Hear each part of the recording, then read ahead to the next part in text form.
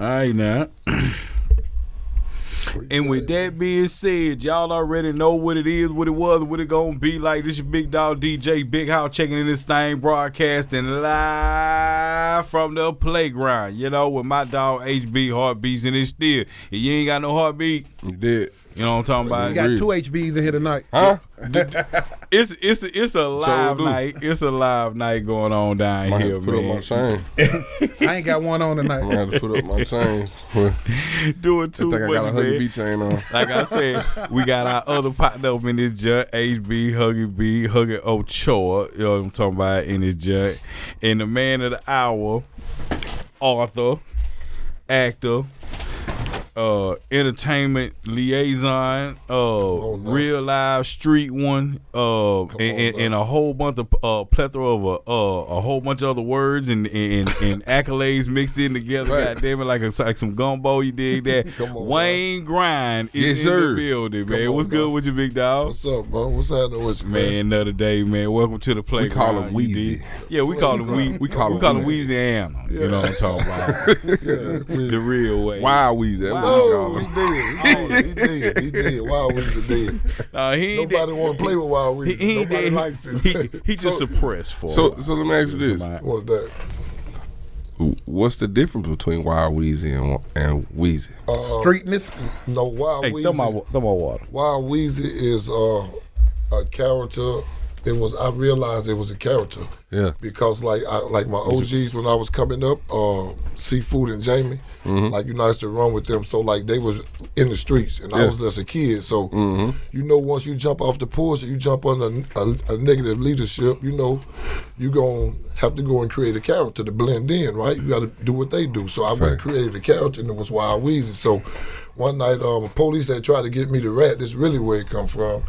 A police had tried to get me to rat one time, and so I went and stole his car. Me and my partner was there in the day, and we went and stole his car.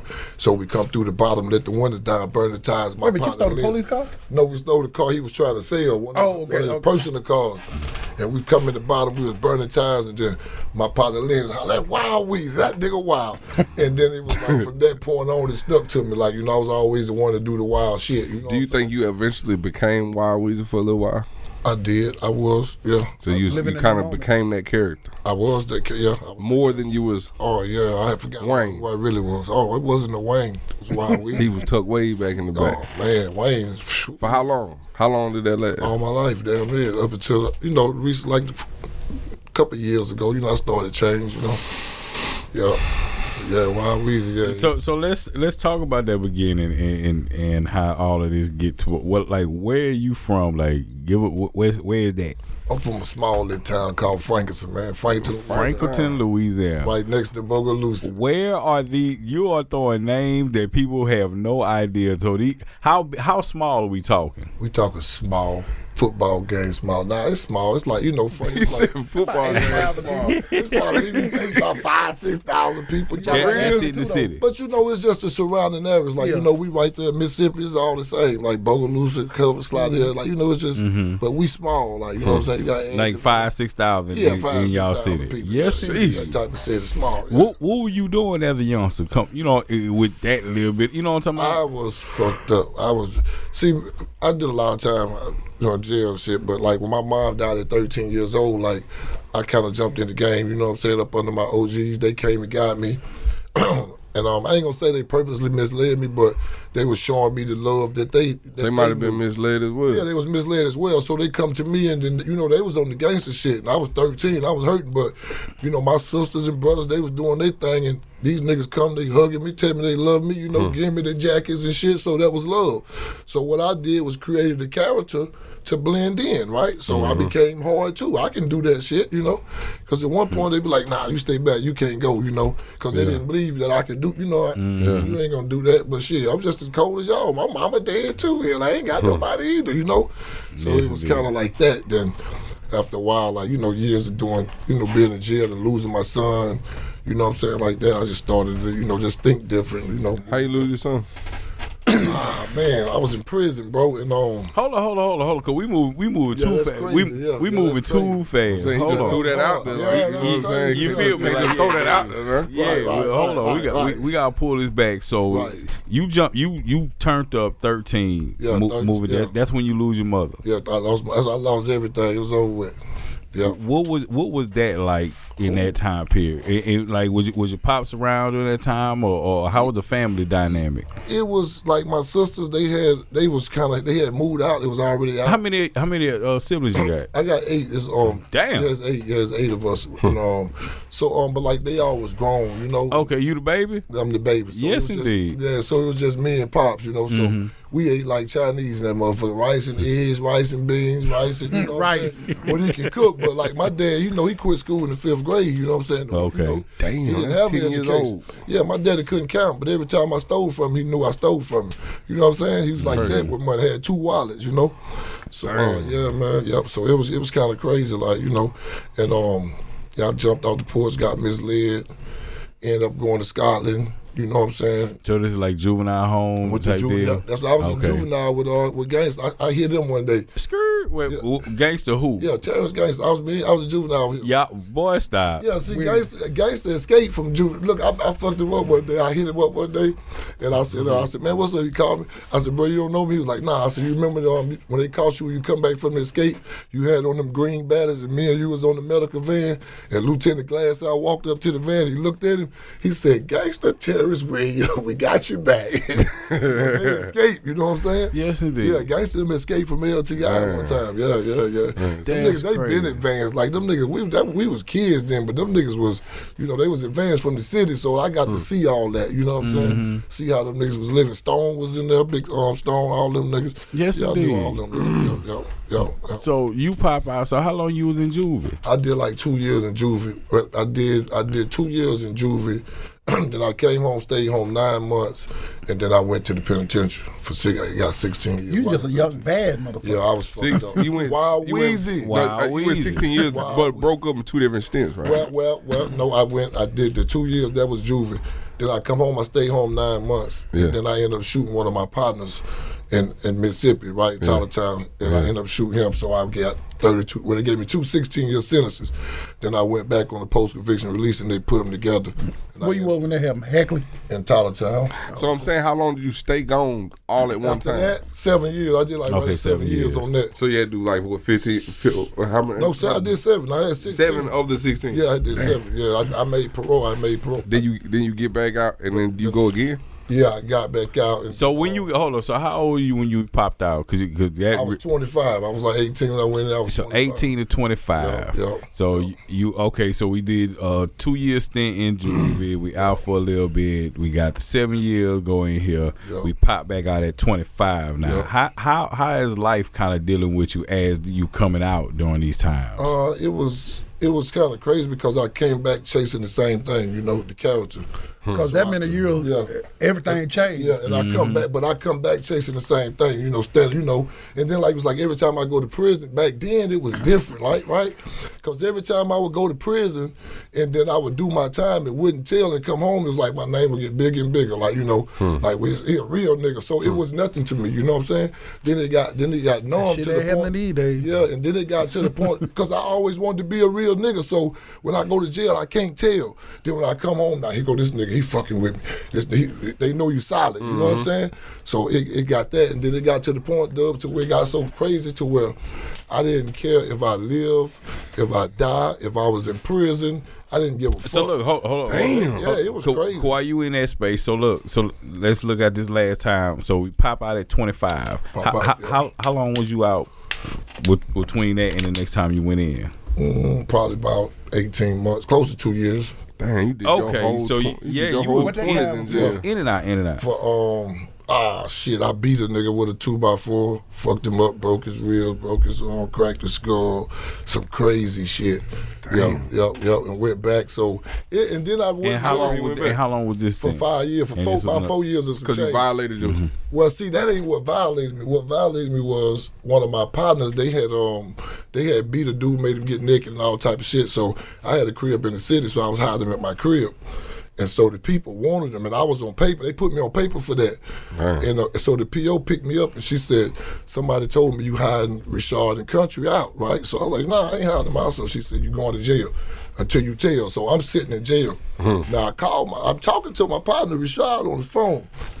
He been running from them, right? That's who they want. So I said, man, these people want you, bro. Like, but you know, I'm in this bitch. I ain't gonna say nothing. That nigga, they said, man, I'm in that bitch sleeping. Next night, he come through the door. Boy, I was mad as a motherfucker. Why you ain't let me turn you in, man? Goddamn. Like, we both go to fucking jail. Why you ain't let me, you know what I'm saying? Let me call the PO, tell the PO, look, he finna come turn himself in and let me, shit. Man, that's when I was with y'all. With Jonathan Bennett. I tried to get Bennett, man, listen. Them folks meant I was going to prison. My name is Denise Smith. And you left right then? Yeah, it was over that shit. They shipped me. I had been there. I was like, man, she was like, man, we don't want to hear it. You going? You gonna tell or you going? So look, so 25. So you go back in what about 27, 28? 27, yep. Then you pop back out at about 32. I did like 4 years and something. 4 years and so something. 32. You did your whole 20s in prison besides 2 years. Yep. For the most part. But I've 18 months. You ought to have 15 books wrote. I've been home 15 years though. Yeah. Yes, You do got a indeed. bunch of books. So that was the last. So that's the last when you popped out. So so 32. How was the world at that point? Because you wasn't even a kid to be no more. crazy, to be crazy, and this crazy, I'm gonna say Mr. this Whole on here. kid and your But I'm gonna tell you, teenage though, and your 20s. I'm gonna tell you something. But it was crazy because even though I had been in prison, when I came home, it was like I still was more advanced. Like, you know what I'm saying? That's how crazy it was. It was like I was You was doing a lot of reading and stuff, or what? Well, hell, that's why I was going to ask you, what was prison like? I learned how to. Like, did you end up, like, did you have to hang with a certain group of people to make sure that? Well, see, by me being from Louisiana, this is a crazy story. So where you was in jail at? In Mississippi. So I was in Mississippi. So by me, I shoot a dude in Mississippi, but the dude, my friend. Now, Mark, the dude was my friend that I shot. So so I'm in Mississippi. So I was in the jailhouse. So a dude had stole on me, right? This is a crazy story. So boom, he had just stole on me. I'm on the phone talking to my niece. He snuck up behind me, pow, stole on me, pow, dazed me up. Did you know him? No, I didn't know him. He was a gangster though. Dang. So, you know, I'm in jail. I shot a nigga in Mississippi. You was in the county? I'm from Louisiana. You know what I'm saying? They gonna, you know. So they hit me. So it was a big nigga named Coochie from Tyler Town. Big old nigga, OG Coochie. He was a Black P Stone. Okay. So bam. So after the nigga hit me, the nigga ran in the cell. So he said, man, you gonna get that. And he said, go in your cell, just be cool for a little while. So boom. So this is what you call picking sides, right? So he said, go in your cell and just be cool. You know what I'm saying? He said, just lay low. So I went and I laid low. So about 3-4 days passed by. I come out the cell. The niggas playing dominoes. I walked up by the table. He looked, he jumped, but I ain't say nothing. I said, who next? He said, we playing a tournament. I said, okay. I walked in front of the TV, looked at the TV. So I come back. Nigga, it's on your mind. He got his leg. Oh, I'm gonna get him. He got his legs between the table. I dove on him. Bang, bang, bang. So they get ready to jump, and then Coochie, he was a big old nigga, but he had a lot of respect in penitentiary. Yeah. That nigga, hey, nigga, better not touch him. So Come boom, on, man. Yeah, I promise you. So nobody ain't touched me. So boom, I worked the nigga. So boom, about a week later, they end up shipping us to Rankin County. Yeah. And they shipped him with me. Damn. So look, my homeboys, remember the dudes I tell you I jump off the porch with, Jamie Seafood? Yeah. Now they in prison. They done been in prison 10, 15 years. So y'all in quick bed. Yeah, they in penitentiary 10, 15 years before me. They gangsters, right? Damn. So they in there, they running shit in the penitentiary. So my homeboy write me and tell me, he said, hey man, I want you to get put down a gangster. That way we got you, like, cause we got all the juice. So I write it back and tell him, I don't want to be a gangster. I said, I want to be a Black P Stone. You know what I'm saying? So he was like, damn, but he told me later, he was like, man, you told me that, I knew you would survive. So he wrote me back, Jamie, he wrote me back. He was like, hey, bro, he was like, I love you. He's like, man, don't let these niggas run you. He was like, man, you got to learn that shit, dog, and rise to the top. So boom, so I did it because, you know, Coochie, he was like, it was whatever he said because he had my back. So I got it, because I didn't know nothing about no gangs. Like, we didn't go up like that. Louisiana, it didn't have no Yeah, we didn't have that shit. You know what I'm shit. saying? But I tell you something, this is no lie. This is no lie. The game, the literature of the game, this is no lie. That shit kind of helped shape my mind, though, for real. Like with the black, you know, it's kind of deep, but you know, with the Black P Stone shit, that shit was deep. I mean, I be hearing literature and it be making sense. Carlos Peterson. But it's a lot of people. It's a lot of people that don't abide by that either. Well, it's not in today. They do it their own way now. It all depends on what you claim. It's different things. Me, I was fucked up by the fact that how Jeff Ford was 12, 13 years old with this kind of mind frame and with this kind of power. You know what I'm saying? And like he made like niggas that was doing this like, nah, he go get the bad guys' brain. You know the bullets in the hood. Now we're gonna go clean the hood up. We're gonna go. You know what I'm saying? That kind of shit. It's really, to be honest, bro, with the organization, I ain't gonna lie. In penitentiary, like in prison, I was in prison, they ran it. Get that by you. Yeah, so in penitentiary, when I was in penitentiary, like, the gangs, they ran it. You know what I'm saying? The officer didn't run it. And if it's ran right, like even in the free world, like if that shit ran right, man, that shit a beautiful thing. Like, you know what I'm saying? I ain't talking about the gang bang. I ain't talking about that. I'm talking about the gangster device. As far as what it's supposed to be. That never make me want to be in no gang. Yeah. It's because they don't be abiding by the rules that it's supposed to be. And when I went to the penitentiary, I was so popular on the street. They all, you know what I'm saying? Right. I ain't never had no problem. It was crazy because once I learned, so Coochie, Coochie didn't tell you this. Now, he couldn't read it either. Like, he wasn't that good at reading either. But he put me on my rack. He said, "I'll tell you something." He said, "I want you to read every day." He said, "I want you to read this stuff down your rack for 21 days. So I stayed up there, I read. And then, so one day they moved us to a new place, a new facility in Greenwood. And we opened the facility up. So, like, we was the first ones there. And so one of the police, I peeped out how he was standing, how he kept. So when he passed by, I said something, then he stopped. He was one of y'all. Yeah, I peeped him. I just throwed it out there. Shit, man, the next day he come back, he brought like 2 ounces of weed. He was like, put it up on my pillow. He's like, get everybody straight, right? So, boom, we back there. Fridays, you know what I'm saying? We had a little goal, whatever. And so I had my time to shine. So, dude, get in there, start opening it up. Then he choked up. I said, violate him. Open it up, close it up. After that, them niggas sitting around my bed. What you mean choked up? Like, he couldn't say it, bro. Like, I ain't gonna tell you what I'm gonna say. He couldn't say what he's supposed to say. They got lit. Like, you got lit. He couldn't perform, bro. He couldn't I see what you're saying now. Okay. Yeah, like, that shit's serious, bro. Yeah, they take that shit real serious. Get him out of there. They take it more serious in jail than they do on the street. Hey, bro, that shit's serious to the point to where, like, nigga, like, you running shit, like, nigga, you get ready to go take a shower, like, everybody got to come out of there. Ain't nobody going in there. You finna go shit. They be having security and shit. That shit crazy, bro. What they be calling them? The enforcers and shit. Yeah, they got all that. Big Pokey, man. It's Big Pokey. Well, I had the whole compound up there. What I'm telling you about? And Big Pokey come. I had a Universal. Big Pokey. He from Columbia. He from Big Pokey from Columbia. Big Fresh Shower. He come up there. He said, "Man, I gotta have my vice lords, dog." And split it up. But yeah, that shit crazy though. Yeah. So when I met you, that was after your first time you went to jail. When you at Bender House. Yeah. That's when I was going back the second time, yo. That's what fucked me up. Did I know you was locked up? Nobody probably, because I'm talking about I left. John, you right though. And just disappeared. That shit was crazy, yo. That hurt me right there. Cause you remember we had just did that party with I went to jail. BMF on? Nope. Soulja Slim. Remember we had a song with Young A and Soulja Slim and BG. You don't remember Bender had rented the 360 and had the party up there. We brought Delicious now. Everybody was up there. BG, the whole Chopper C-Lo, T.I. was up. I think T.I. went to jail behind it because he came right behind me. Yep, I had that nigga number C-Lo Green number. So hold on, hosted it. Hold on, because y'all talking too musical. How did you come out of jail and then get into this music field? Because evidently you kind of moved and shaked a little bit. You was manager one time. No. I worked with Boosie with his mama. How did you even get into an entertainment period?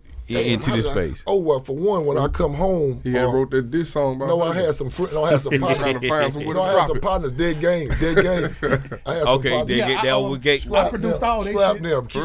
Dead game. Yeah, shout out Dead game. Then it turned to Thug Money. Yeah, they was rapping. Then I come home and then I had the street credit, so I got on the song and shit. Oh, for real? That shit used to be so crazy. Now I ain't even had to sing the song. My part. Did you come to my studio? Yeah, I used to come to your studio. That's crazy. So then with that, you know what I'm saying?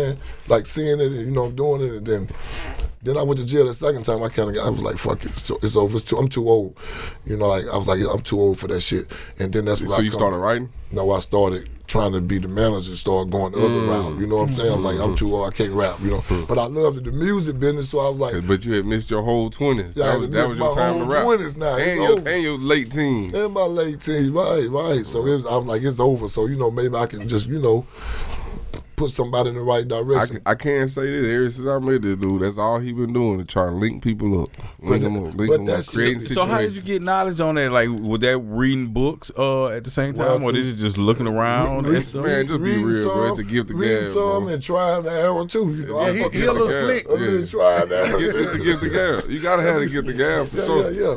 But then, you know, I'm good at meeting people. Like, I ain't gonna lie, for some reason, Heartbeat to tell you, bro. Like, when we go places for some fucking reason, I don't know why. Like, I always. Like, it's because people gravitate to you, just like we was talking about Club Rags. Club Rags. I wasn't fucking with no niggas. Yeah. No niggas couldn't talk to me. Yeah, that was crazy. You couldn't come around me or nothing. You get what I'm saying? Yeah. But I fucked with him. You know, I talked to him and his partner or whatever.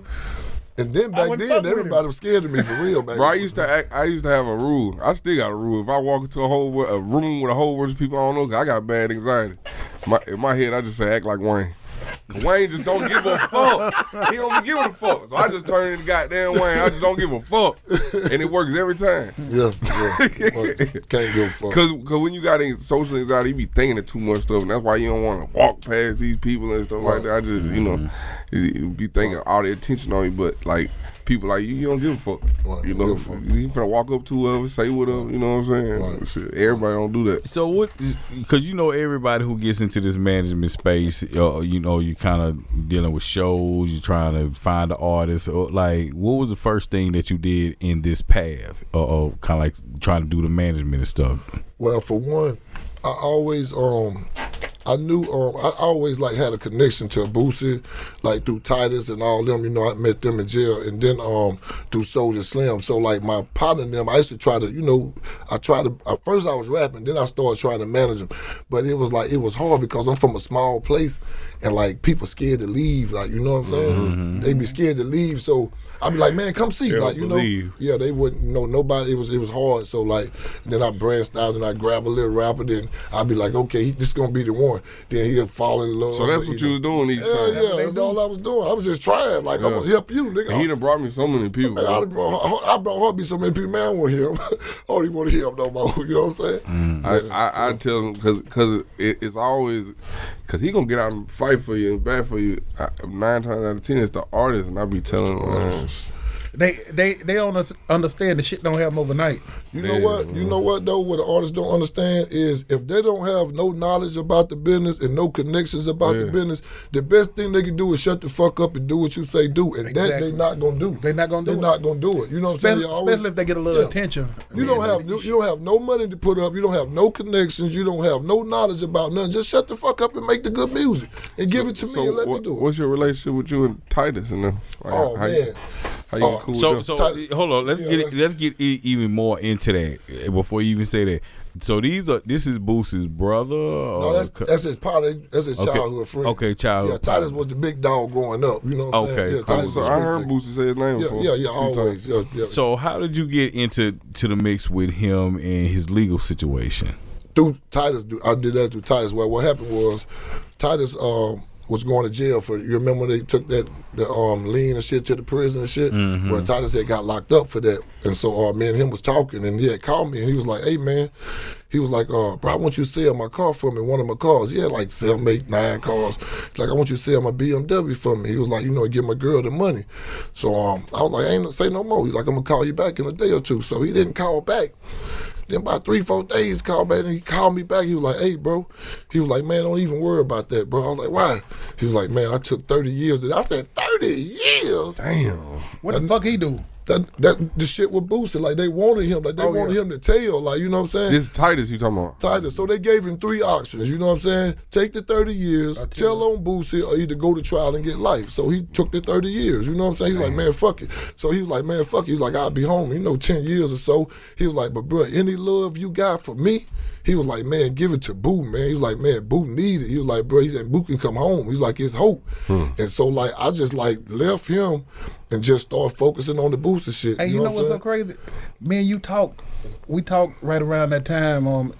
I don't know if you called me. I called you. You told me Boosie was coming home. Yeah, I knew he was gonna come home from same day you told me. You that. told me that too. I knew it. When I got off the fucking phone with him, guess what happened 20 minutes later? He came home. Yeah, I knew he was gonna come home. They kicked in the door while I was. Yeah, I knew he was gonna come home.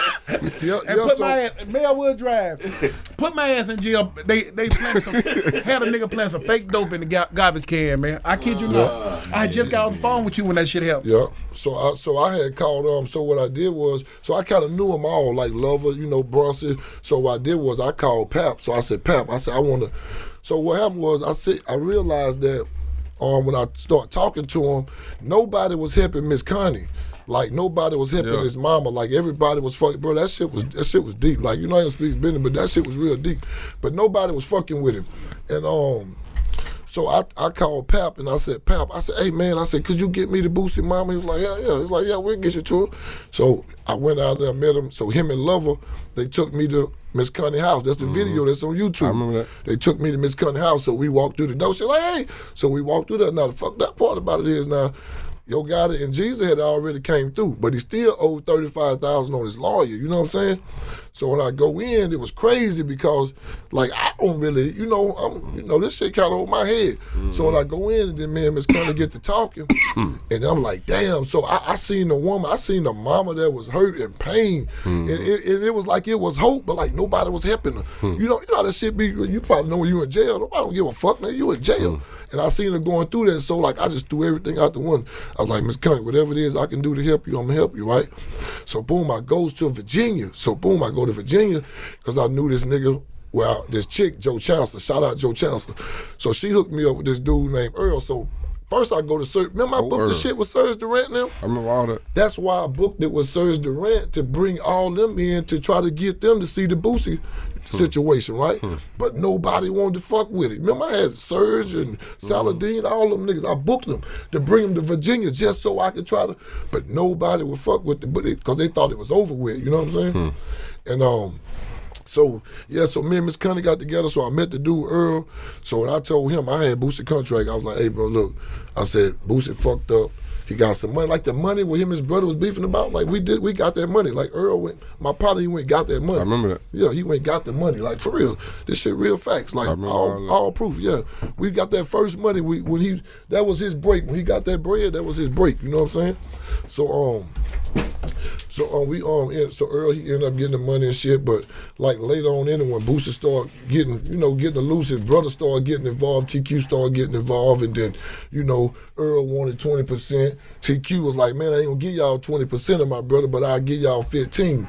But I want y'all to do the work, and I'm gonna be the face. But Earl didn't want to do that, so him and TQ started fighting, you know what I'm saying? They started bickering, and when they started doing that, I'm telling Earl, like, man, you take 10%, just give me 5. But he did, his pride. Well, Earl wanted more.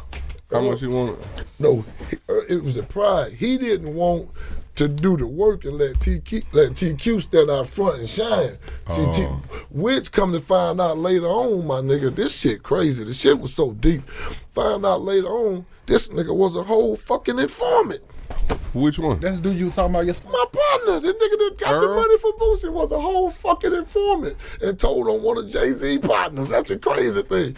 But I ain't know that. Bro, this shit was crazy. The same dude you was talking about yesterday? Nah, you don't know this nigga. This nigga here, like, he was a big nigga. He managed Missy Elliott. He managed Destiny Child. All that. He had Biggie first. He was the nigga that had Biggie first. He was a nigga from Virginia getting money. And he was a whole informant. And he was a whole, so it would have been the best for him, but I didn't know that till later. Like, so what happened was one night, Dwayne from Design Detail, shout out Dwayne. So he's like, hey man, we're gonna go to a party tonight. Jay-Z partner came home. So, Jay-Z was, was in Virginia for real. So like the niggas that he was messing with, like I was messing with them dudes. So he's like, man, come on, we're gonna go to the party. He came home, bro. This shit was so crazy. Go in the party, we walk up in the party. So all these niggas standing around in circle and shit. And he said, hey man, he said, this my partner, man. His name is Wayne. He from Louisiana. He Earl partner. When that nigga said that, dog, like all the fucking music stopped in the club. Them niggas looked at that nigga like, nigga, what? They don't really? fuck with Earl. And he was like, no. He don't know nothing about that. I'm like, what the fuck you talking about? So he's like, man, let's go. So we leave. Then start running to him like, man, damn, I forgot about it. Like, this Jay-Z. I said, what the fuck? I remember you telling me about that. Man, that shit was crazy, bro. It was crazy. So that's why I kind of thought when Boosie come on, I said, maybe Boosie got the win of that shit. That's probably what, I just didn't know that's exactly what that was. That shit was crazy. I remember you running that down to me. Man, that shit was crazy, bro. That was a hell of an experience with that shit. And then TT Torres, see a lot of that shit that, if you go on YouTube right now and type in TT Torres interviews Boosie mom, you'll hear some shit like that interview. We hooked that interview up like Earl. He knew TT Torres, so he the one put Miss Connie on there, you know what I'm saying? Mm-hmm. When Miss Connie and Ivory, Boosie's daughter, they came stayed in Virginia with me for 3 days. Yeah, like, so he put on the radio. And Miss Connie, I remember Miss Connie told me, she said, Wayne, I don't know what to say. I said, Miss Connie, tell the fucking truth. I said, tell the fucking truth that them niggas ain't helping you. And Miss Connie got on that motherfucker. She said, Lil Wayne, he written Lil Wayne, Plies, Hurricane Chris, Big Baby play for, what's the name? He used to stay at our house. It's on there. So when Miss Connie started doing that and the shit hit the TT Torres, she on the big radio station in New York right now. Damn. She real big. Yeah, TT Torres, look up. But when TT Torres aired that shit, like, niggas start hearing that shit, and brother, Miss Connie said, they calling my phone now. So you helped out? I told her, I said, tell the truth. Fuck it, tell the truth. Yeah, tell the truth. Them niggas ain't not only did you get her on the platform, because that was through your connection, right? They didn't know the people out there. No. I brought them in. And you helped bring some money into the situation. That's what's up, man. And then the crazy thing about it was, so I know Boosie was fucking with you. He came home. Man, listen, Boosie was calling me every day. That's the crazy thing about it. Like the nigga when he was in jail, like before I found the nigga Earl, like he used to call me, like, man, I'm talking about I got footage of this nigga on the phone talking. He like, hey Wayne, man, look, we chopping it up. But see, the thing about it was, when I found Earl knew the paperwork. So I told Boosie, I said, look, man, because I'm in the streets. I'm just gonna get Earl the money. Whatever he need, I'm gonna give it to him. Mm-hmm. So I'm just in the streets. So I told Boosie, I said, look, man, I said, Earl the one, you call his phone, you know what I'm saying? I said, deal with him, like, because he the one gonna get the shit done. He know the shit. Mm-hmm. So, bro, I sat down with the nigga Earl, bro, and I told him, I said, bro, look, I don't know this side of that shit. You know what I'm saying? Mm-hmm. I said, but here go the opportunity, my nigga. I'm bringing you $1 million. Nigga, make us rich. And then when the money come in, but the nigga brought me $6 grand off that shit. Nigga, I spent way more than that. That nigga brought me $6. Hey, bro, the money hit. Where you at? I'm at Design Detail. I'm about to pull up. He pull up. He goes, $6 grand, man. He goes, how much was it? I never, he wouldn't want to tell me. If he gave you 6, he got 60. Well, now we supposed to got 20%. So, I ain't get it. I wasn't tripping on the money. Like, really, I was wanting to help Miss Connie, you know what I'm saying? And do that shit. Like, yeah. Anybody help my mama while I'm down like that, yeah, we finna be locked in, bro. Right. You know what I'm saying? Well, what happened? Well, what I don't know. When he came home, Brunson, I was in Atlanta, and Brunson called my phone, and Boosie was on the phone. They was on 3-way, and he was like, "Hey, Wayne, Boosie on the phone." And I was like, "What's up?" And he was like, "What's up, man?" He's like, "Nothing." We talked for a second. He was like, "Hey, man, I got a show in Carolina, but like, I ain't gonna fall up on it or nothing like that because, I ain't finna be like, hey, man, I did this. I did that. I ain't that type of nigga. You know what I'm saying? Yeah. So I ain't never. So he kind of like dead it a little bit, But like with Titus and them in the street, niggas, like I fuck with all them niggas fuck with me. Mm-hmm. You know what I'm saying? Yeah, they fuck with me. Titus called me plenty of times, like, hey, bro, come on. Didn't you say it was somebody's jewelry or something like that? He did what? The jewelry, Boosie's jewelry? He did what? Did you help him sell it or something like that? No. One time he was wanting to sell that shit. Wanted to sell it. One time he was wanting to sell that shit. And you made him keep it. I told his mom, I said, nah, I don't do that. He was mad. He was talking about, oh, he mad. Boosie mad. He called it, he wants some money. But, bro, like, I ain't gonna lie, my nigga. Wait, so you gave Just give him a few dollars, you know, just instead of selling the jewelry. Don't sell the jewelry. Be cool, cause Earl finna go get this fucking money. Yeah. This nigga finna go get this money for real. The nigga knew his shit, you know. That's why you say you spent more than that. The record company or what? He went to the label. When he called the label, the woman said, he called one of them folks said, she said, ooh, finally somebody come from the boosted money. He had never got a royalty check. The money had just been sitting there building up. Yeah, Earl did that. I ain't gonna lie, the nigga did that. The nigga dog with the paperwork. The nigga went did it. So what I said was, I said maybe I know that was a lot of paperwork you had to do. Yeah, he got that money, but I said, you know what? I said maybe by Boosie being bigger in the industry, maybe somebody probably told him about Earl, and he probably felt the same way. You know what I'm saying? But I don't know, cause maybe Titus and them could have stamped it too, though. You know what I'm saying? But I just let it die down. I didn't run behind him. You know what I'm saying? Like you know what I did, because it wasn't that type of deal for real. You know what I'm saying? If you go back, what I told you, it was Titus telling me if I got love for him, to give it to Boosie. You understand? Mm-hmm. So it was on that type of deal. It wasn't a deal where I went in. It was your loyalty to the other. To Titus. Yeah, it wasn't no type of deal where I went in and said, well, I'm going to do this and Boosie all that's cool, but I'm talking about from Boosie's side. Right. If I done seen somebody do all this. Right. Then he still got the same jewelry, right? But you don't know. You got to understand what type of dude that is. That dude is. I don't know him like personally like that. I don't know. He don't care what you done helped him do. If you ain't, that's your mama though, and you locked up and you can't help her, and somebody else came and did something. And let me tell you some more in shit. his mind, I know homeboys that don't do nothing for their homeboys' mama. Niggas don't do when nothing they locked for their up. homeboys. He didn't even know Boosie. He didn't even know. I didn't even know Boosie. In Boosie's mind, it was his mama did it. It wasn't him. Well, you know, no, he was talking to me. Boosie was talking to me. but in his mind. Listen, do y'all remember when the nigga Migo baby?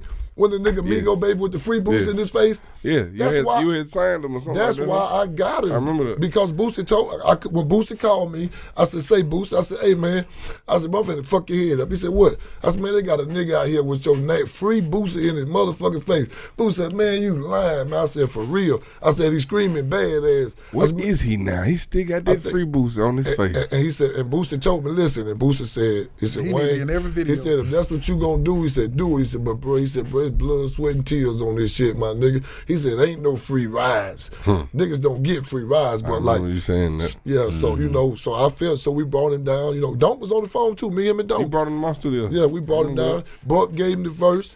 Yeah. Buck gave him the verse. All that was on the script of Boosie. And he brought Young Buck to Hasbro. This when Young Buck was hot. This ain't. So hold on.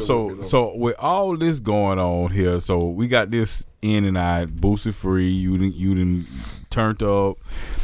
What is your next kind of forte? Because that's a strong point to come into the game, quote unquote, and you handling a situation of that magnitude. You know what I'm talking about? What's your next move on, like for management or whatever? Like, did you grab some more artists? Did you do some shows or like? I tried, but this nigga right here, I ain't gonna lie. Heartbeat made it hard for me to work with any artist. Why? Because like it's crazy because I could not hustle him. See, artists that I find, I'm always out hustling them. You understand? See, Heartbeat, goddamn it, used to come. I should be trying to lay down. Hey, bro, let's go to the studio. You understand? I get on up because, shit, this what it's about. It was never a time I had to drag him. Yeah. So he sparred me. So I know, you know how with a woman, you know real love. I know a real hustler. I know real ambition. This nigga, this old ladies be going through it. He lost family members. He kept fucking going to the studio. He kept going to the studio. So when I get with somebody and they say, oh, I want it, and I don't see that same ambition, I know you bullshit. Because I done seen a nigga do it and succeeded. I seen a nigga do it. And I know this what it's going to take. I can't be the manager and out hustle you. I can't walk in the room and telling everybody listen to your song every time. No, you got to do that shit. Say that shit. You got to sell yourself. You got to sell yourself. So it got so easy with Heartbeat because his work was so, it just spoke for itself. So like we would hit room, that nigga wouldn't say nothing. I just turn him. Heartbeat wouldn't say nothing. He wouldn't say nothing. Nobody. You know, like we out finna meet you. Shit. Go talk to him, Wayne. Go talk to him, Wayne. You feel me? But it was cool. But an artist shouldn't do that. Yeah. But artist shouldn't do that. I told you I got a little anxiety, but an artist They got to be the exact opposite. You got to be the exact You need to opposite. be the first one they see in the That's room. right. When you hit the club, you supposed to be like, follow your damn manager. Go Facts. to the DJ, go to the promoter, go grind. Make sure everybody know you in that motherfucker. I was good at that shit. But people won't tell That's them. why I always knew my place. I knew I wasn't an artist. Yeah. Cause I ain't like that feeling. Right. Like some people get on stage perform and they like it turn them to a whole different person. Like it's a straight adrenaline high. I get on stage, I'm scared of them. When I first started even when doing I'm on stage with just somebody else, you feel me? He performing. When I first started doing it, my mouth used to get dry as a motherfucker. I be up there, I be nervous as hell. Hell no. And then after a while, I started saying, I'm the shit. That's what I'm telling And myself. then there it goes And a up. motherfucker couldn't tell me Man, nothing. that's when after you that. about 10 M's up though. Yeah. They couldn't tell me nothing. So moving up now, so I know you was dealing with RP Young Ready for a quick second. Yep. Talking about they had a situation with the Atlantic at the time or something like Come on, that. regular ready. Man, it was crazy. The shit with me and Reddy, bro, that shit brought bad to me too, though, bro. Like that, yeah. But me and Reddy had a good thing, like, because he had a name. Bro, me and Reddy went to Atlanta. We come up there and recorded them songs and went met with Wendy Day. And Wendy Day was introducing the room with people in the room. And you know how she introduced Reddy? She was like, he from Baton Rouge. She was like, it's Boosie, Kevin Gates, then Reddy. Damn. That's the order she put it, you know what I'm saying? Yeah, but so like when that shit happened, then me and him had fell out, over some bullshit, you know what I'm saying? Me and him fell out, but like a month or two later, he ended up getting killed, but he got killed in my hometown. Man, that shit was bad, bro. Man, the police picked me up behind that shit and everything. That shit was bad. Yeah, that shit was, bro, the shit was so bad, it was almost as bad as with my cousin, like when my first cousin got killed, you know what I'm saying? How motherfucker get killed close to you, and then motherfuckers putting it on you. You can't even represent. I can't relate to that. Well, you can't relate to it. But I'm just saying. We wasn't over that deep in the trenches. Yeah, well, I'm in the trenches. That nigga said, you know how we motherfucker get killed? They just put it on you. No, I got it. Listen, my family acute, to this day, my family, it's anger. Like, this shit separated my family. Damn. Like, yeah, because they, feel like I killed my first cousin, my best friend, my brother. You feel me? That shit was crazy, bro. So it kind of was the same thing. Well, at the point when Reddy died, it was around the same time. So what happened was, in that town, at one point of time, every time somebody get killed, they was throwing me under the bus. Like, nigga would say my name. You know what I'm saying? Nigga was getting free killed. I swear, that shit was bad. Like a motherfucker, man, bro, the shit got so bad, bro. I'll show you some shit. I got fucking inboxes from the police station telling me to come in. Come in, your name been brought up in some stuff. Come in, your name.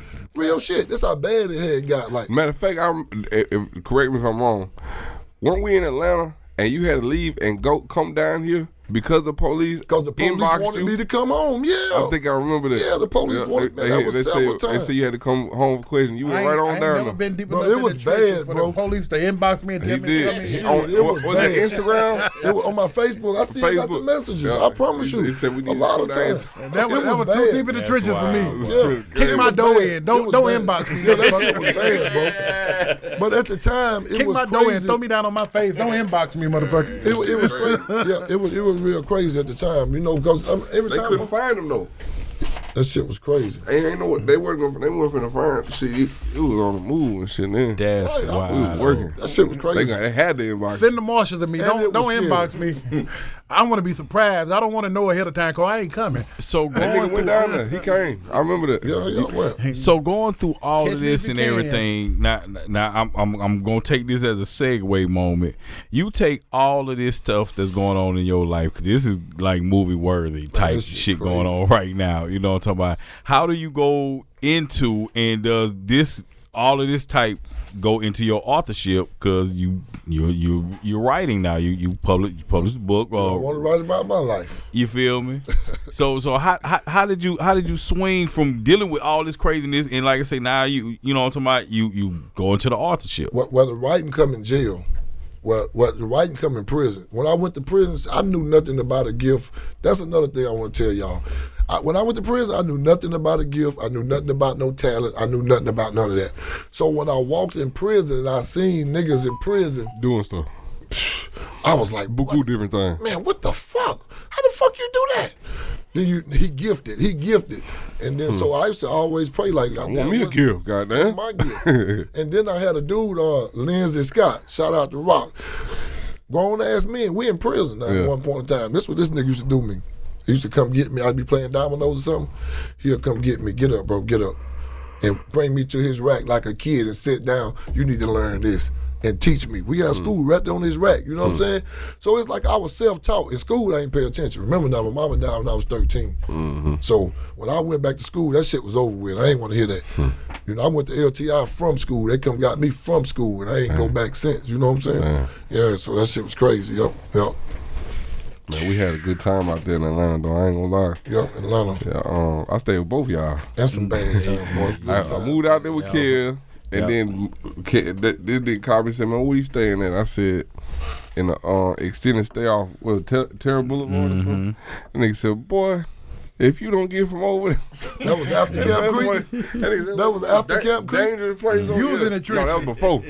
I didn't know. I'm over there. I got my keyboard. I'm going in and out that bitch every day, bro. Like, it's just like a hotel, bro. I'm not knowing. I'm in one of the most dangerous places down there. You know the pimp standing downstairs and that nigga the said, little shorts walking around that upstairs. nigga said, man, I got a room upstairs, bro. He had a room upstairs. And I went over there for a little while, and then you came up there. Was that after Camp Creek? No, that was before Camp Creek. That was for probably about a year. Right.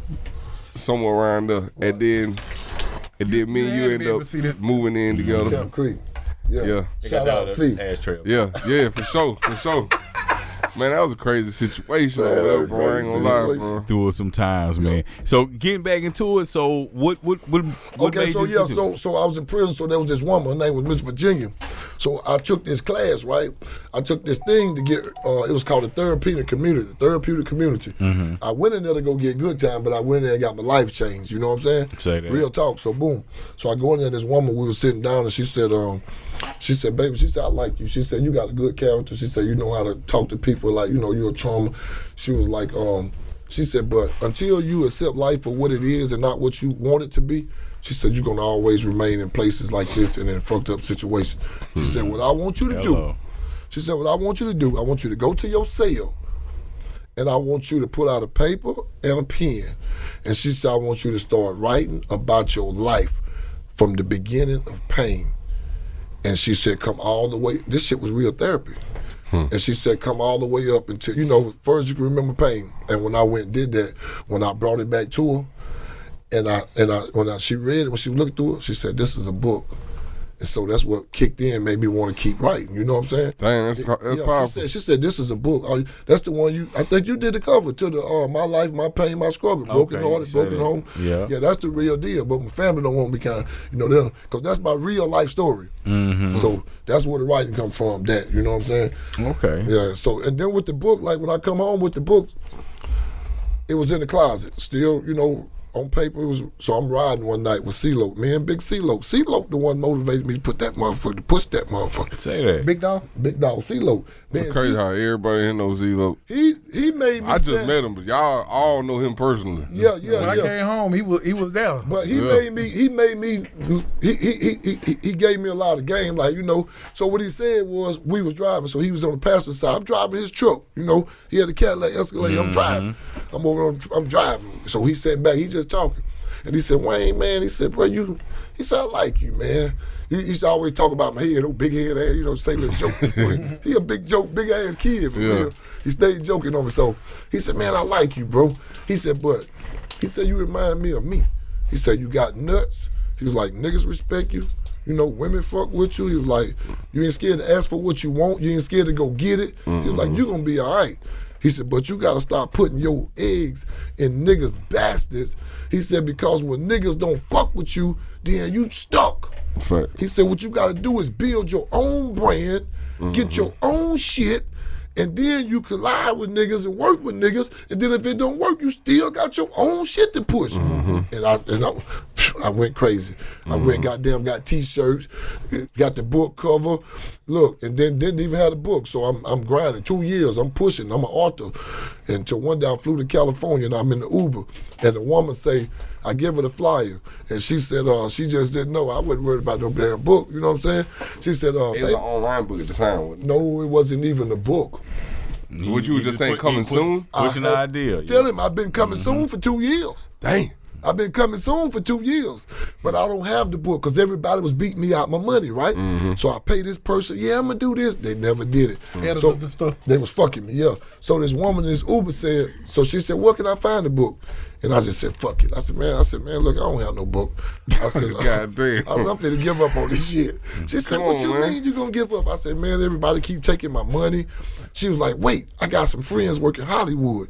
She said, just like that. She said, I don't know if they're gonna do urban. She said, but let me give them your number. That was God in Uber. That was God in Uber. Listen, she said, let me give them your number. The first woman, these big people now.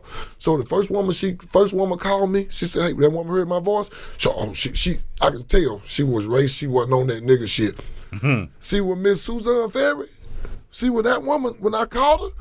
And she said, all she asked me was, she said, do you have your bio and do you have your transcript? I said, yes, ma'am. She said, send it to me.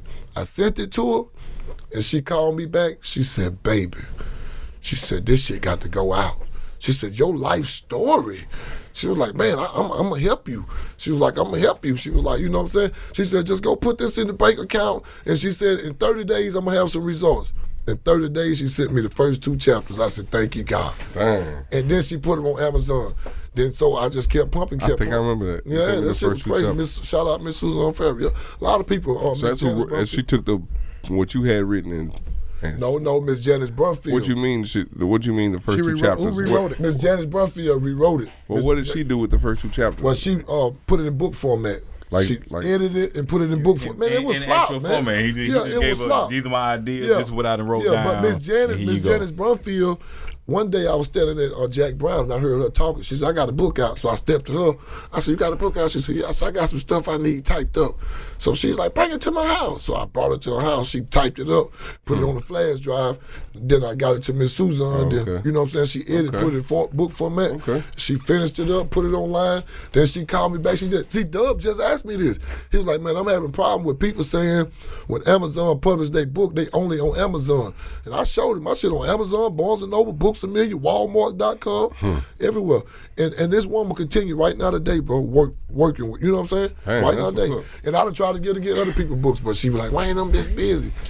Yeah, so I said, thank God. Well, I'm going to give him a little game on the easy way to write it. Write it down like you write it. Put it in the AI. It's going to come out perfect every time. No, you know what I'm trying to do? Damn the writing. It got to be in the visual. Motherfuckers ain't reading, man. Nah, they reading. Motherfuckers ain't reading. Motherfuckers ain't reading. I still remember, but he talking about a movie. You trying to turn these into a movie. Think about where you did your time at. What you was doing in there. Yeah, reading. Okay. True. There's plenty of people reading. That's true. Man, I'm buying your book because look, I just started reading Ego is the Enemy by Ryan Holiday. I read. Nah, it's actually my fan base is niggas only buy my book to support it. I mean, I'm gonna buy that nigga book, but my main fan base is females. Like females. So give me an interest. So this the first junk right here. Right. So what's the name? Y'all can see, but Large Love and Betrayal. Who did the cover? Okay. Vic. Oh, okay. Yeah, Vic did the cover. Mm-hmm. Yep, all right, so tell me about the book. Well, the book is about Silk, and it's these characters growing up in New Orleans, right? Okay, so based in New Orleans. It's in New Orleans. It's written about New Orleans. Okay. It mentioned Bogaloo and Franklin, but it's these kids, all these kids coming from broken homes, right? Mm-hmm. So Silk here, old here, just a brief here, old here on a car wash. So what he do is he taking these kids and he giving them principles and morals and teaching them how to life, but they end up being 13, 14 years old, but they end up being killers and jackers, and you know what I'm saying, but they stuck together. It was a brotherhood. Like they did shit in the book to cross each other and stuff like that. Okay. But it was still that loyalty, that love, but it still was betrayal. But at the main character is Champ, and then you got Donkey, Bronson, all the characters. But yeah, it's a good book. It's gangster. Okay, and you can get this everywhere. Everywhere, you can get it everywhere. Then part 2, I got it coming in with Reg and his brother. Well, he was the brother. They had got busted. It comes in. Well, come in talking about Donkey being incarcerated while he was young. And while he was incarcerated, dude tried to fight him, and he ended up got a knife fight. He ended up killing a dude in jail, so he ended up getting out of jail and getting a lawsuit. You know what I'm saying? They ended up suing Jefferson Parish Okay, we don't give too much, but okay. Yeah. But it's detailed out. Okay, cool deal. So they can get this on. They can get this everywhere Amazon, right now. Barnes and Noble. And don't you got a like an autobiography or something like that? Yeah, WayneGrind.com.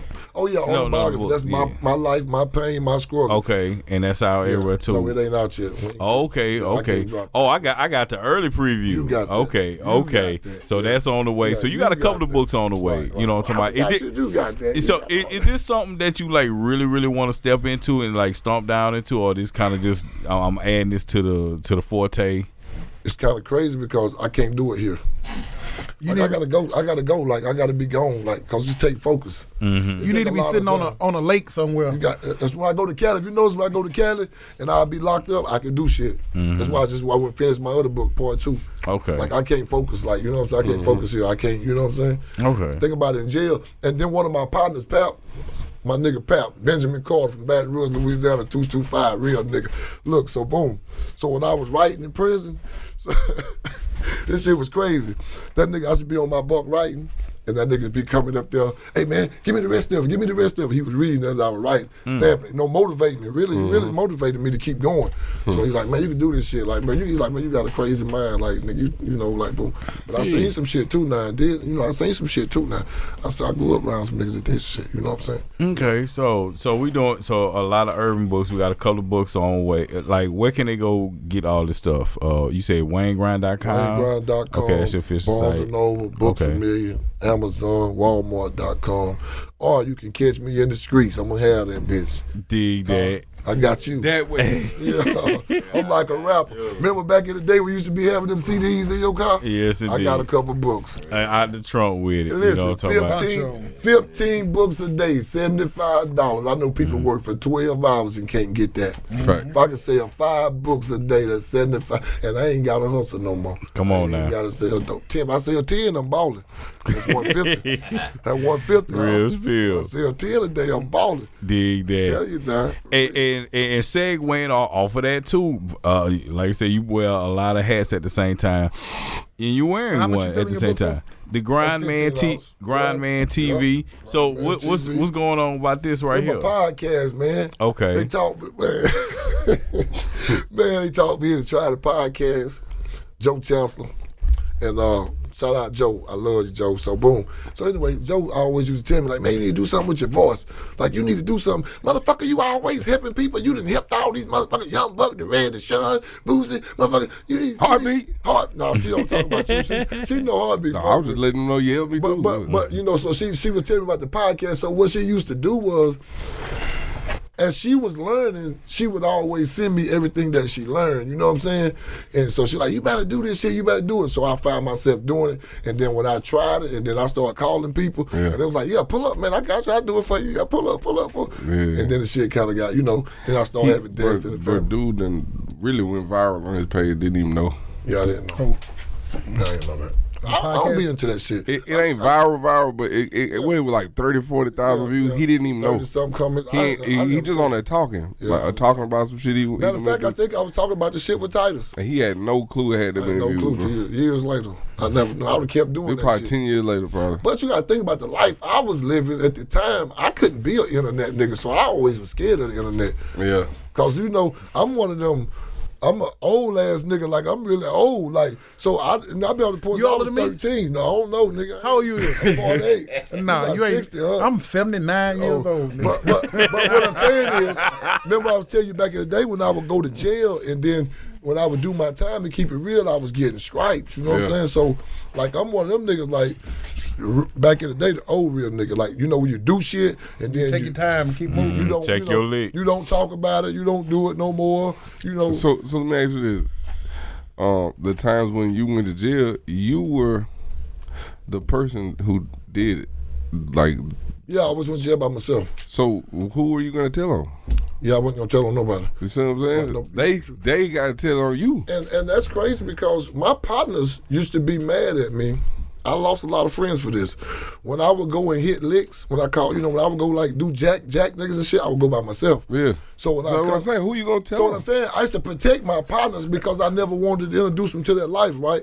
But when I get back, they would be mad, like, why you ain't take me? Nigga, nah, nigga, you still good. You feel me? You didn't even have to go. Like, you know what I'm saying? And they looked at it like I was being greedy, but I was really protecting y'all.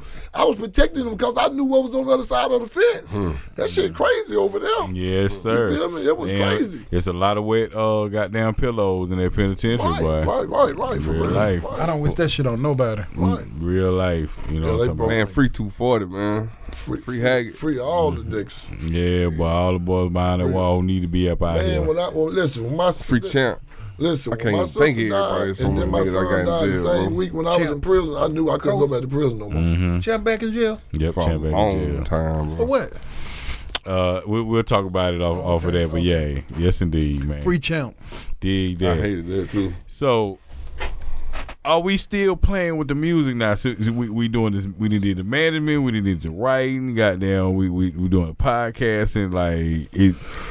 Man, You got a lot going on, Jay. Listen, I'm gonna tell you about this music. Keep on that thing. Sometimes I be turned on, but I'm gonna tell you about the music. I was really done with the music. But then Heartbeatz called me one day, and he said, "Hey man," he was like, "Man, bro," he's like, "Man, I'm up here, got the studio bumping, woo de woo, nigga, that's the shit we wanted." He was like, "Nigga, we hustle for this shit." He was like, "Bro, you supposed to be up here with me," like, you know what I'm saying? So then that made me want, like, okay, I'll jump back in the game. But then I got to run head up with you, Heartbeatz, because I know your energy. But then sometimes I'll hear some people music, bro, and I'll be like, that motherfucker's so talented. And then when I talk to him, they be like, why you diamond? I know you ain't gonna make it, baby. I see you don't have it. You don't have it. You don't have the ambition. You don't have the drive. It's outside distractions, bro. Am I wrong for that, though? No, because that's how you pick I your mean, you're artist. honest. You got to deal with who you feel you got to deal with. You got to be able to block out them outside distractions. That's what most people don't blow up. Bro, I know some talented motherfuckers, dog. But they so Something else wrong with them every time. something else wrong with them every time. Either They either got it's the the big love head before thing, it get big. or that, or Yep. just so many different things, bro. Or they just don't Life believe in be themselves life. enough, so they go work for a little while, and now you going to work for these 2 years, you then kill any kind of little buzz you just created, and just don't know it don't take but a song or two to start getting you some momentum. Yep. You feel what I'm saying? Then you just build from there. You just keep on, putting seasoning in the goddamn pot. Eventually, the meal will be done. It's just hard. The young nigga world, I mean, it's working for them, but it's working for them because, they just do the violent shit. But in the real music world, you gotta sit the fuck down. You gotta listen to a motherfucker. Hey man, you know what I'm saying? Niggas don't listen. They ain't no listen. That shit over with. Ain't no listen. So it's hard to work with them. But I ain't gonna lie, if I see a motherfucker and I see him grinding, but I tell you what, I ain't spending my money on him no more. That shit over with right there.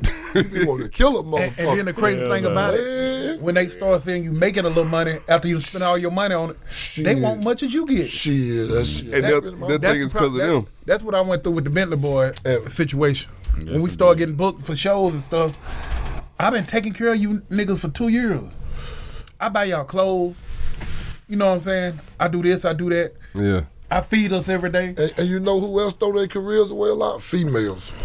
Females throw their careers away a lot. You brought me a female one time. How many times? If you ever bring you a female again and she singing, she mad. You brought me a different female besides? Yeah, a couple of them. Yeah, remember the little boy, the little red with that run off? I ain't giving nobody no promotion now. No, we don't get no name, but yeah. But nah, man. But the females, they do it all the time because, okay, say you looking at her from talent, right? So you say, damn, she nice, she got it, you know what I'm saying? She got talent, woo. All right, boom, I'm gonna work with her, right? So boom, you start doing shit, paying for shit, boom, now. Before you came, nobody believed in her. Nobody even saw her talent. Now they shooting at her. No, it ain't even that they shooting at her. It's that the people that's in her life, like niggas that she might be fucking with, he might be broke. He don't give a damn about your talent. Showed up. You understand? So he gonna keep the cross going, and it's hard when you spending your money on a motherfucker, and then this nigga putting dick on her. He got more influence than you do. Facts. You understand? So it never works. It never works. So that's why I see in the music industry when women say, oh, he tried to fuck me. Yeah, I'm trying to fuck you because you might run off on my money. You understand? That's where it come from. You might run off. Because if you got listen, even with relationships, me and the girl was talking one day, and she said, "Why you ain't got no lady to settle down?" What you know, me and my girl, we be back and forth, and she said, "Why?" Because I told her it's hard. Like when she said, "Well, how you know when it's the right one or when it's not the right one?" And I said that when y'all not on the same page and on the same goal, when one don't understand the goal, the mission, it ain't gonna work. It ain't gonna work, bro, if you don't understand the mission. One don't understand the mission, it's time to let go. And that's how that shit be crazy, bro.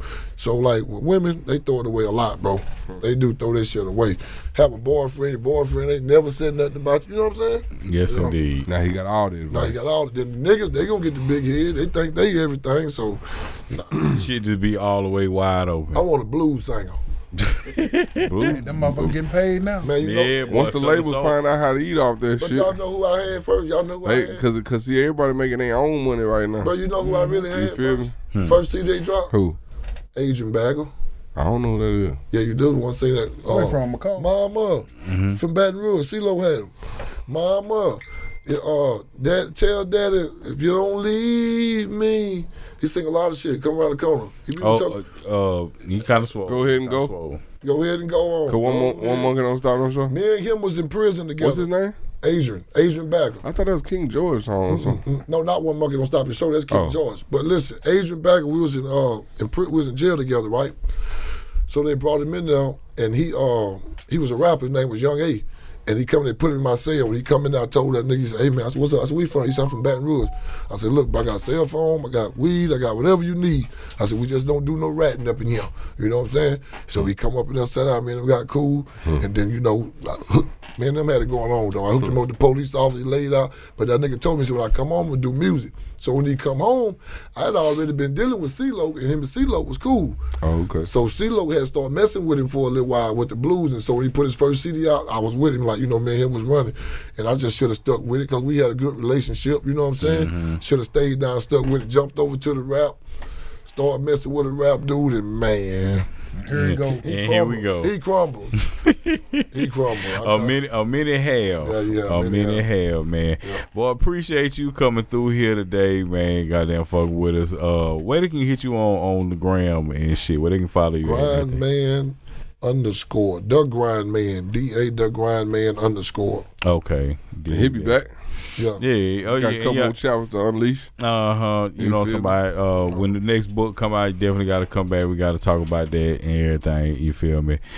HB, Huggie B is in the building. Yes, sir. Give me some social media they can fuck with you too. You know what I'm talking about? They can follow me on Huggie B Ochoa, all platforms. Dig that. Huggie B Ochoa. And we just got to put it in here, goddamn, Uptown Soul Food Restaurant. You know what I'm talking about? Soul Food Diner, then Soul Food Cafe in Hattiesburg coming couple weeks. Okay. If y'all ain't never been, what was the farthest out person that came to get some of your food? Well, you got to give you a membership, cuz. I had some bikers from England. What? They come over here and they ride across country and stuff. Dang. Stop playing. Yeah. All right, well, what's the farthest somebody came just to get your food? Florida, in the gas station. Dang. Yes, indeed. Yeah, What you mean in the gas station? They came. Before he was in the spot. They came specifically to help me. You need somebody to write you one of them tight ass Facebook posts when they when they be like, there's this place in small town Columbia, this restaurant, if you ever go here, it'd be somebody fine. did a review like that. I see one of them go viral from some of the chicken place the other day. Somebody did one of those on me before. It just got to be a fire plate that they take a picture of. All that shit goddamn fire. Damn, I'm talking about the picture. I'm glad. You gotta get a good ass picture. Nice pictures. Mm-hmm. Look, I'm glad you opening the spot over in Hattiesburg. So yeah, I used to hate coming all the way to Columbia. I came many times. I shot outside that bitch like damn about I think I inboxed you that day. I was trying to sit up, trying to run to the front. Bro, it's well worth. Drop a load. It's well worth the drive. For sure. Real life. For sure. I'm trying to get in touch with you. I parked right outside the building. People been going over there taking pictures in front of the building already and stuff. Mm-hmm. Where's you have to show me where it's at. East Side Drive. You already trying to tell me one time. Yeah, he tried to tell me. It's right down the street from Marco's. Well, right, like down the street and around, around the the corner. corner. Yeah. Okay. Yeah, but it's close. It's close. It's close. However the case, man. Appreciate y'all, man. Y'all already know what it is with us. Goddamn. Yes, sir. Shout out that boy Short Dog gonna be here. That's the voice y'all been here. Hey, go get the book, man. Go get the book. You did. Y'all already know with us. The music PP. Rock with her. All the partners, man. This is the big homie, Big House with my dog HB. Goddamn. And we up out of here already.